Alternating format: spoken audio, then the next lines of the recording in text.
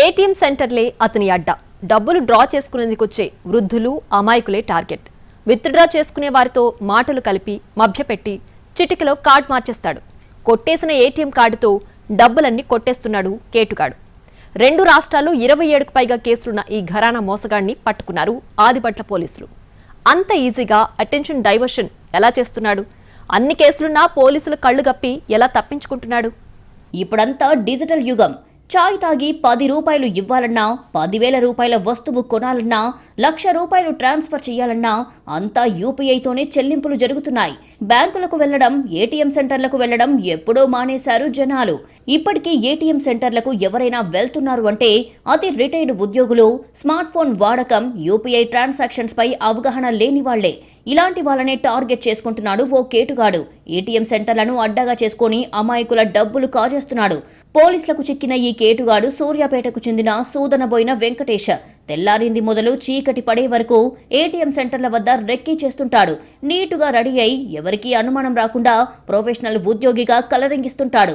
ATM సెంటర్ల వద్ద డబ్బులు విత్డ్రా చేసుకునేందుకు వచ్చిన వారిని టార్గెట్ చేసుకుంటాడు. వృద్ధులు, రిటైర్డ్ ఉద్యోగులు, నిరక్షరాస్యులు ఎవరైనా వస్తే వాళ్లను ట్రాప్ చేస్తుంటాడు.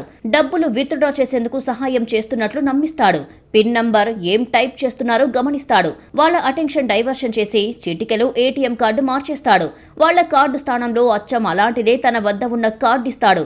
డబ్బులు విత్డ్రా అవ్వడం లేదని వేరే ఏటీఎంలో ట్రై చేయమని చెప్తాడు.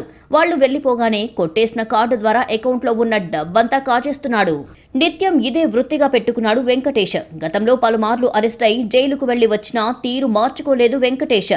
ఆంధ్రప్రదేశ్, తెలంగాణతో పాటు జంట నగరాల్లోని 3 కమిషనరేట్లలో మొత్తం 27కు పైగా కేసులు వెంకటేష్ పై ఉన్నట్లు గుర్తించారు పోలీసులు. మేడ్చల్ పరిధిలోని ఏటీఎం సెంటర్ వద్ద అనుమానాస్పదంగా తిరుగుతున్న వెంకటేష్ ను పట్టుకున్నారు ఆదిబట్ల పోలీసులు.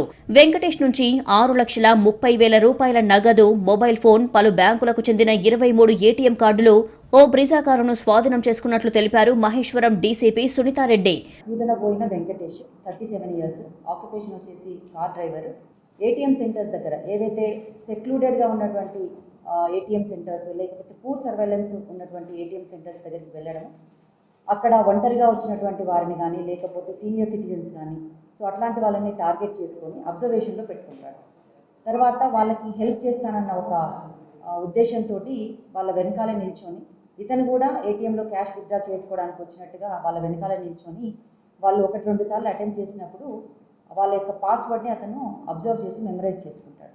తర్వాత వాళ్ళకి కొన్ని డ్రా చేయడానికి ఉన్నటువంటి డిఫికల్టీస్ని ఇతను అడ్వాంటేజ్గా తీసుకొని అతను హెల్ప్ చేస్తానని చెప్పేసి ఇమీడియట్గా ఇతను వాళ్ళ దగ్గర నుంచి లీడ్ తీసుకొని వాళ్ళ కార్డ్ తీసుకుంటాడు. వృద్ధులు, మహిళలు ఇలాంటి క్రిమినల్స్ పట్ల జాగ్రత్తగా ఉండాలని పోలీసులు హెచ్చరిస్తున్నారు. ఏటీఎం సెంటర్ల వద్ద ఎవరిని పడితే వారిని నమ్మవద్దని చెబుతున్నారు.